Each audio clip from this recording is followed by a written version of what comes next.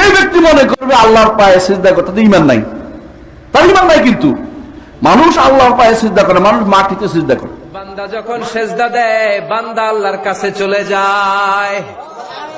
দেখা যায় মসজিদের মধ্যে সেজদা পড়ে, কার্পেটের মধ্যে সেজদা পড়ে, জায়নামাজে পড়ে।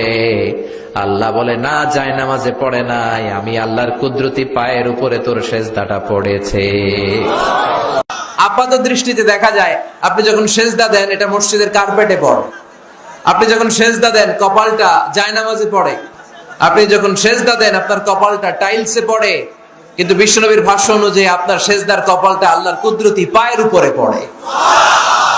সেজদাটা যখন দেই মসজিদের টাইলসের উপরে আমার সেজদাটা পড়ে, সেজদাটা যখন দেই মনে হয় যে মসজিদের কাপড়ের উপর আমার কপালটা পড়ে। কিন্তু বিশ্বনবী বলেন না, তোমার কপালটা আল্লাহর কুদরতি পায়ের উপরে পড়ে। যে ব্যক্তি মনে করবে আল্লাহর পায়ে সিজদা করতে, তার ঈমান নাই, তার ঈমান নাই। কিন্তু মানুষ আল্লাহর পায়ে সিজদা করে, মানুষ মাটিতে সিজদা করে। মাটিতে আল্লাহর নির্দেশ মোতাবেক তিনি বলছেন এখানে সিজদা করতে জন্য করি, তিনি আমাকে যা বলছেন তাই করি। যখন আদম আলাইহিস সালামকে সিজদা করতে বললো, কাকে? ফেরেশতাদেরকে। ফেরেশতারা করছে কিনা? করছে। আল্লাহর নির্দেশ পালন করেছে। এখানে কোনো শিরকের বসে নাই, আল্লাহ যেটা বলছে করতে বলছে। ঠিক মাটিতেও আমরা সিজদা করছি না? আল্লাহর নির্দেশ পালন জন্য। সিজদা অর্থে ওয়াজহুল জাবহাতি আলাল আরদ। আরবি যারা জানে সবাই জানে, কপাল মাটিতে রাখা। আল্লাহর পায়ে রাখি নাই। যে ব্যক্তি মনে করবে আল্লাহর পায়ে রাখছি, সেই ব্যক্তি শিরক করতেছে। হ্যাঁ, আল্লাহর পা আছে। হাসরের দিন যখন জাহান্নাম পূর্ণ হবে না, আল্লাহ তাআলা তখন জাহান্নামে পা রাখবেন। রাখে বলবেন, দেখার পরে বলবে, জাহান্নাম বলবে, জাহান্নামের উপরে পা রাখবেন, ভিতরে নয়, পা রাখবেন। তখন জাহান্নাম বলবে, কাপ কাপ, আমি পূর্ণ হয়ে গেছি, পূর্ণ হয়ে গেছি। হাদিস দ্বারা সাব্যস্ত।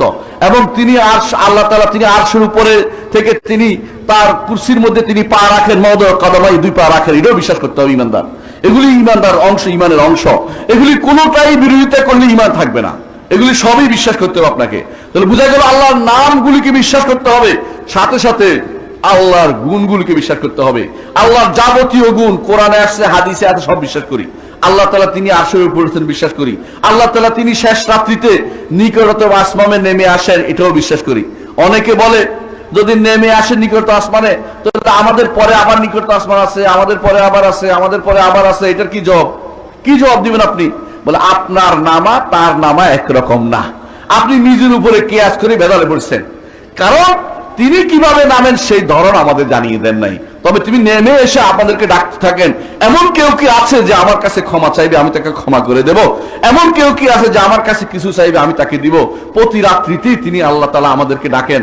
আর আমরা সেই সময় ঘুমিয়ে থাকি।